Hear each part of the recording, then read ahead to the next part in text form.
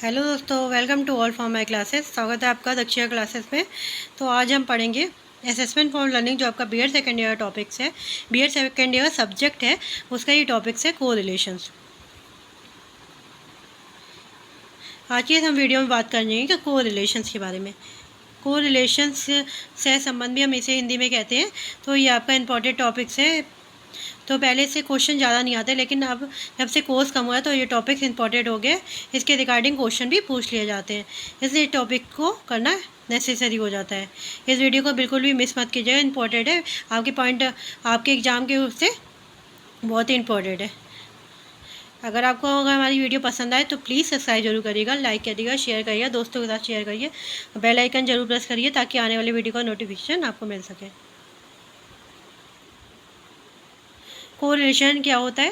कोई भी दो वेरिएबल जो होते हैं उनके बीच आपस में कैसा रिलेशन है, पॉजिटिव है, नेगेटिव है, जीरो है, वो सब चीज़ बताने के लिए हम इसे कोरिलेशन से रिप्रेजेंट करते हैं। यानी कि correlation coefficient are indicator of the ये इंडिकेट करता है किसी भी दो वेरिएबल एक्स और वाई के बीच में कितना स्ट्रॉन्ग आप रिलेशंस कह सकते हैं, कितना स्ट्रॉन्ग रिलेशंस है, पॉजिटिव है, नेगेटिव है, कोई रिलेशंस नहीं है, इस तरीके का रिलेशंस, किस तरीके का रिलेशंस है, वो बताने के लिए हम को रिलेशन कोएफिशिएंट का यूज़ करते हैं। तो यहाँ पे यही लिखा है, correlation coefficient are indicator of the extent of the linear relationship between two different variable X and Y. जो कोरिलेशन होता है तीन टाइप्स का होता है, पॉजिटिव कोरिलेशन, नेगेटिव कोरिलेशन और जीरो कोरिलेशन। पॉजिटिव कोरिलेशन क्या होता है? A correlation coefficient greater than zero indicate a positive relationship. अगर आपको कोरिलेशन कोएफिशिएंट की वैल्यू ग्रेटर देन आपको जीरो आ रही है, ग्रेटर देन जीरो का क्या मतलब है कि पॉजिटिव आ रही है, तब हमारा जो रिलेशंस होगा, वो को रिलेशंस होगा, वो ग्रेटर दैन जीरो आ रही है। जबकि वैल्यू जो आपकी पॉजिटिव आए, यानी कि ग्रेटर दैन जीरो आए, तब आपका जो कोरिलेशन होगा एक्स वाई के बीच में पॉजिटिव रिलेशनशिप होएगा। या एक और मेथड से हम देखते हैं, when one variable moves higher और lower the other variable moves in the same direction with the same magnitude. यानी कि अगर एक वेरिएबल्स बढ़ रहा है तो दूसरा वेरिएबल भी बढ़ेगा। अगर एक वेरिएबल इंक्रीज़ हो रहा है तो दूसरा भी इंक्रीज़ होएगा। एक वेरिएबल अगर डिक्रीज़ हो रहा है तो दूसरा भी डिक्रीज़ घटेगा सेम डायरेक्शन में, यानी कि घट रहा है तो घटेगा और बढ़ रहा है तो बढ़ेगा, और सेम मैग्नीट्यूड के साथ। यानी कि अगर एक एक्स जो है वो 2x हो गया तो y ऑटोमेटिक 2y हो जाएगा। अगर x 10x है तो y भी 10y हो जाएगा। सेम मैग्नीट्यूड यानी कि सेम वैल्यू के साथ सेम डायरेक्शन में आपका बढ़ेगा, और सिमिलरली सेम साथ साथ चल रहे, ये घटेगा तो वो घटेगा, वो घटेगा तो ये भी घटेगा, और जितना घट रहा है उतना ही दूसरा वेरिएबल भी घटेगा, और जितना बढ़ रहा है वो दूसरा वेरिएबल है उतना ही बढ़ेगा। तो ये कोरिलेशन होता है, पॉजिटिव कोरिलेशन। जैसे कि आप नॉर्मली देख सकते हैं एग्जांपल, या जैसे मतलब x घटेगा तो y भी घटेगा, और y घटेगा तो x भी घटेगा।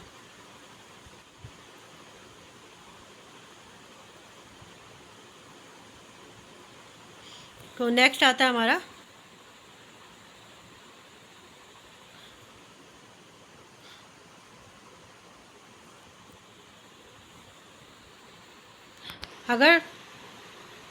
अगर हम पॉजिटिव कोरिलेशन का एक और एग्जांपल लेते हैं, तो अगर आपका स्टडी का टाइम, आप अगर 2 घंटे एक दिन में पढ़ते हो, और अगर आपने स्टडी का टाइम अगर अब 4 घंटे कर लिया, तो आपकी जो सेल्फ स्टडी का टाइम बढ़ रहा है, तो आपकी जो परफॉर्मेंस है वो भी बढ़ेगी। जितना ज़्यादा आप पढ़ोगे उतना ही ज़्यादा अच्छी परफॉर्मेंस दोगे। तो ये आपका पॉजिटिव कोरिलेशन हो गया। हर एक एरिया में, हर एक फील्ड में इसको हम देख सकते हैं। पॉजिटिव कोरिलेशन के एग्जांपल को हम ढूंढ सकते हैं। अब हो गया हमारा नेगेटिव कोरिलेशन। नेगेटिव कोरिलेशन जब जो वैल्यू वो नेगेटिव में आए या लेस देन जीरो आए,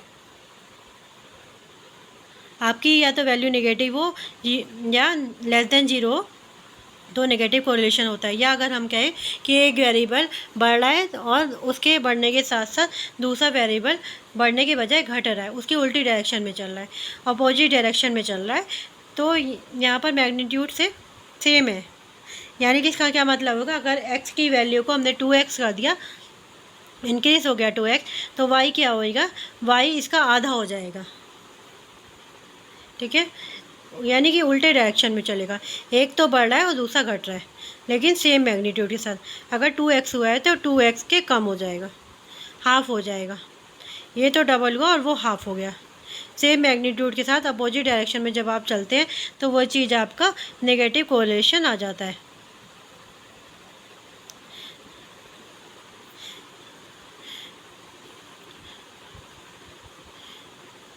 जैसे मान लीजिए टेम्परेचर का बिल जितना, टेम्परेचर जितना बढ़ता जाएगा तो मीटर का बिल भी उतना बढ़ता जाएगा, क्योंकि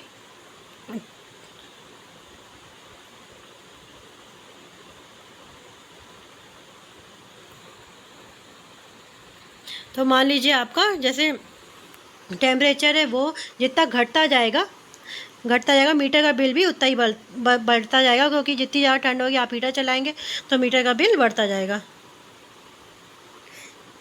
तो ऑटोमेटिक ही बढ़ेगा। तो नेगेटिव कोरिलेशन का क्या मतलब है, एक घट रहा है तो दूसरा बढ़ जाता है, और एक बढ़ रहा है तो दूसरा घट जाता है, यानी कि दोनों अपोजिट डायरेक्शन में जब चले, लेकिन स्पीड दोनों की सेम रहेगी, घटने या बढ़ने की।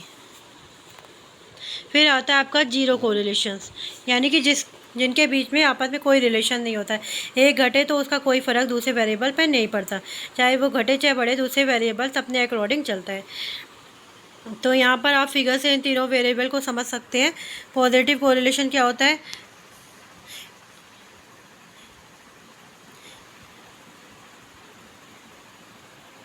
ये आपका पॉजिटिव कोरिलेशन है, और ये आपका नो कोरिलेशन है, और ये जो आपका है ये निगेटिव कोरिलेशन है।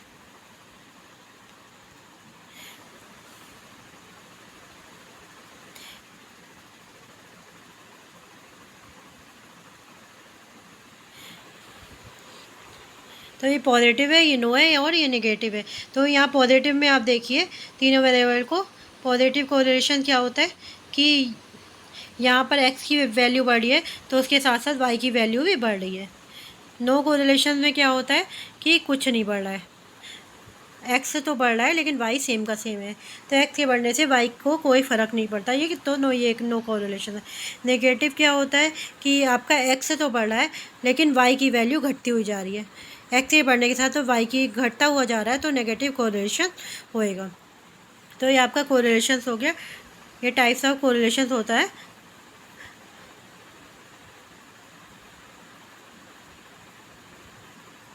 तो इस तरीके से आप समझ सकते हैं। तो अब ये आपका मेथड आ गया स्पेसमैन रैंक डिफरेंस मेथड। आपके सिलेबस में ये मोस्ट इम्पॉर्टेंट मेथड है, स्पेसमैन रैंक डिफरेंस मेथड, यही आपका मेथड है। बाकी मेथड को आपको करने की ज़रूरत नहीं है, वो आपके सिलेबस में नहीं है। ये आपका मेथड है, ये मोस्ट इम्पॉर्टेंट मेथड है, ये चार्ल्स स्पेसमैन ने दिया था, इसीलिए ये चार्ल्स स्पेसमैन ने दिया था, इसलिए इसका नाम स्पेसमैन रैंक डिफरेंस मेथड पड़ गया।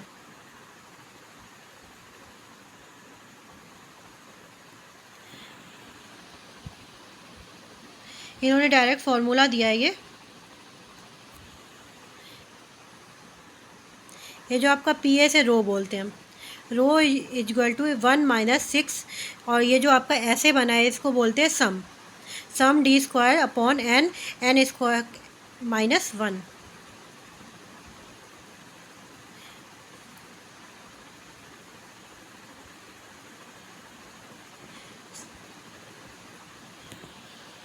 Six sum D square upon N square -1। ये आपका रो है, जो कोफिशिएंट कोरिलेशन जो हम फाइंड आउट करते हैं, इस साइन का मतलब है हम सम कर रहे हैं, टोटल कर रहे हैं, ऐड कर रहे हैं।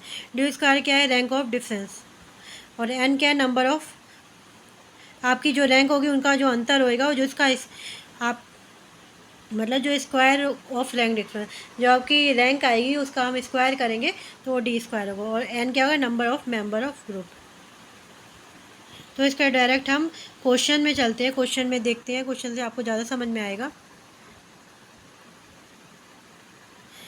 मान लीजिए आपको क्वेश्चन दे दिया, सिंपल सी बात है, कोरिलेशन है, तो कोई भी दो वेरिएबल्स हो गए, उन वेरिएबल में आपस में कोरिलेशन की हम बात करेंगे। तो 2 वेरिएबल्स होंगे। यहाँ पर क्वेश्चन दिया हुआ है कि 10 स्टूडेंट्स हैं, 10 स्टूडेंट्स का टेस्ट हुआ।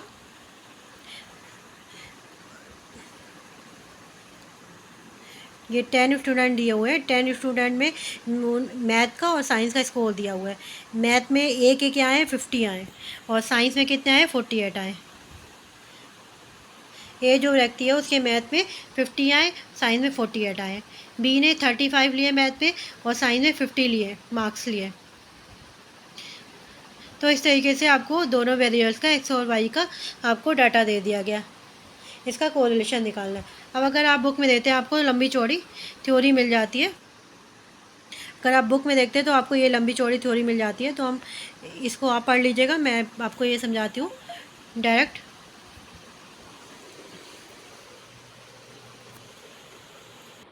तो डायरेक्ट आप टेबल पे समझ लीजिए कैसे क्या होगा। तो सबसे पहले हमने टेबल बना लिया, students A B C D लिख लिया, या नहीं दिए होते तो 1 2 3 नॉर्मल लिख सकते हैं, या आप कोई भी अपनी तरफ से नाम, कोई भी फ़र्क नहीं पड़ता, कुछ भी लिख लीजिए, ABCD लिख लीजिए, 1 2 3 लिख लीजिए। स्कोर इन मैथमेटिक्स में जो स्कोर आए हैं वो लिख लिया, उनके आगे साइंस में जो स्कोर आए वो लिख दिया। तो ये तो अभी तक जो क्वेश्चन में दिया था वही हमने उतार लिया। ये तीनों तो वही है जो क्वेश्चन में दिया। स्टूडेंट स्कोर मैथ में जो उनके मार्क्स हैं और साइंस में जो दिया हुआ है वो लिख लिया। अब इसके आगे हम सॉल्यूशंस करेंगे कि सबसे पहले हम मैथमेटिक्स की रैंक निकालेंगे R1, उसके बाद साइंस की निकालेंगे R2। ये मैथ की रैंक है, ये साइंस की है, R1 R2। फिर उनको दोनों का डिफरेंस कर देंगे और उसको स्क्वायर कर देंगे तो आपका फॉर्मूले में आंसर आ जाएगा। तो सबसे पहले R1 की रैंक आप निकाल लीजिए। हाँ, तो आप यहाँ पे ये मैथमेटिक्स के इसके हो रहे हैं, इसमें आप देख सकते हैं नंबर 1 पे कौन है, जो सबसे हाईएस्ट वैल्यू है वो नंबर 1 पे है। सबसे हाईएस्ट वैल्यू क्या है, 65। तो इसकी रैंक नंबर 1 हो गई, रैंक क्या हो गई इसकी, नंबर 1।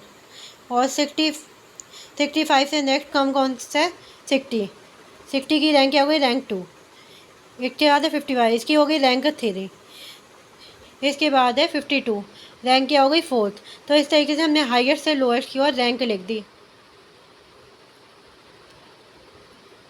सेम सिचुएशन हम साइंस के साथ करेंगे। साइंस में सबसे हाईएस्ट स्कोर कौन सा है, 60, इसकी रैंक 1 हो गई। इसके बाद है 58, सेकेंड रैंक हो गई। उसके बाद क्या है आपका 56, थर्ड रैंक हो गई। तो हमने साइंस और मैथमेटिक्स की रैंक निकल गई। तो ये आपको समझ में आ गया होगा। देखिए 56 के सामने कौन सी रैंक लिखी, थर्ड, क्योंकि ये थर्ड पे है। 58 के सामने 2 है, ये 2 पे है। और 60 के सामने 1 रैंक लिखी है क्योंकि ये 1 पे है। तो इसी तरीके अगर हम मैथ का देखें तो मैथ में सबसे बड़ा कौन सा, 65 के आगे 1 रैंक लिखी है। तो इस तरीके से दोनों की रैंक निकाल लेनी है हमें। R1 और R2 में दोनों का डिफरेंस निकाल देंगे। इन दोनों को माइनस कर लिया, फिर इन दोनों को माइनस कर लिया। 5 7 -2 7 6 -1। तो इस तरीके से हमने माइनस कर लिया। इस तरीके से हमें डी स्क्वायर चाहिए तो हमने डी स्क्वायर कर लिया। 4 1 1 4 4 ये सब स्क्वायर कर लिया हमने। अब हम क्वेश्चन में चलते हैं। हमारा फॉर्मूला क्या था, हमारा फॉर्मूला था ये, रो इक्वल टू 1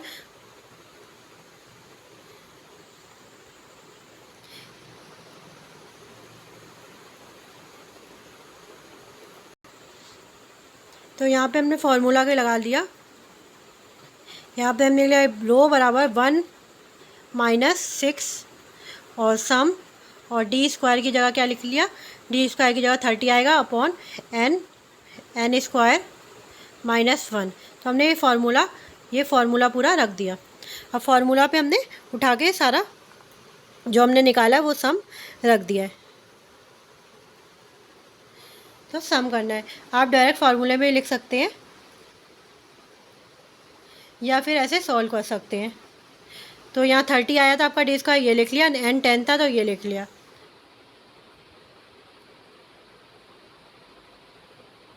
तो आप इस वैल्यू को रख के आंसर को निकाल सकते हैं।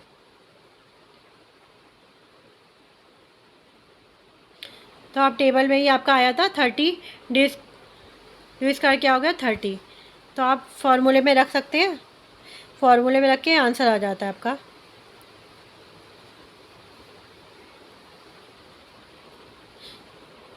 तो इस तरीके से आप आंसर निकाल सकते हैं।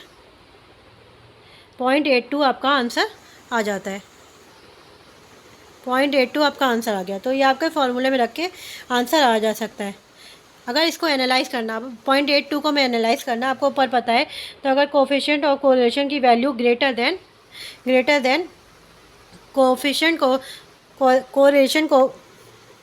कोरिलेशन कोफिशिएंट की वैल्यू अगर ग्रेटर देन है, तो वो कोरिलेशन क्या होता है? पॉजिटिव है। पॉजिटिव कोरिलेशन होता है, एक बढ़ेगा तो दूसरा भी बढ़ेगा, एक घटेगा तो दूसरा भी घटेगा। तो यहाँ पे 0.82 क्या है? ग्रेटर देन जीरो है, ग्रेटर देन जीरो है, या क्या है? हम पॉजिटिव है। तो यहाँ पे कोरिलेशन कहता है पॉजिटिव कोरिलेशन से। आप देख सकते हैं जैसे यहाँ पे लिखा हुआ है आपने 7th स्टेप में at last we will analyse coefficient of correlation 0.82 represent high positive correlation between the score of mathematics and science. तो यहाँ पे पॉजिटिव कोरिलेशन से।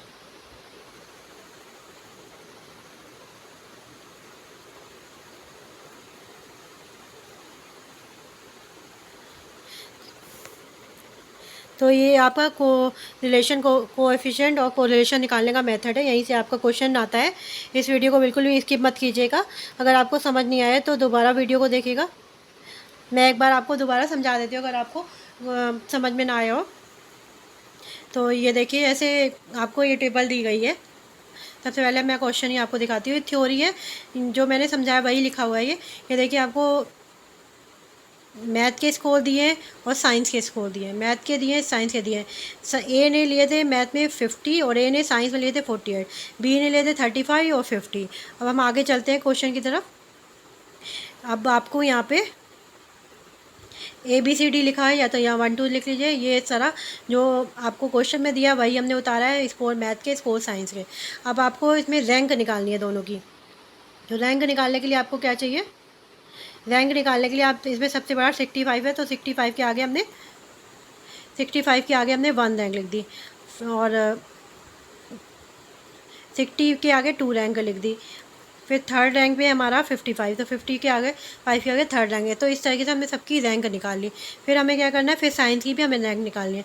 साइंस में हमारी 60 में क्या है? हमारी 1 रैंक है, और 58 में हमारी 2 रैंक, 56 में हमारी 3 रैंक है। तो इस तरीके से हमने दोनों की रैंक निकाल ली। फिर इन दोनों का माइनस करा। 5 में 7 गया तो -2, 7 में 6 गया तो -1, 3 में 1 गया तो 2। अब हमने ये निकाल लिया। इसके बाद हमें 2 का स्क्वायर किया तो 4 आया, 1 का स्क्वायर 1, 2 का 4, 2 का 4, 3 का 9। तो इस तरीके से हमने स्क्वायर कर लिया। अब उसके बाद हमें क्या करना है? ये हमने निकाल लिया।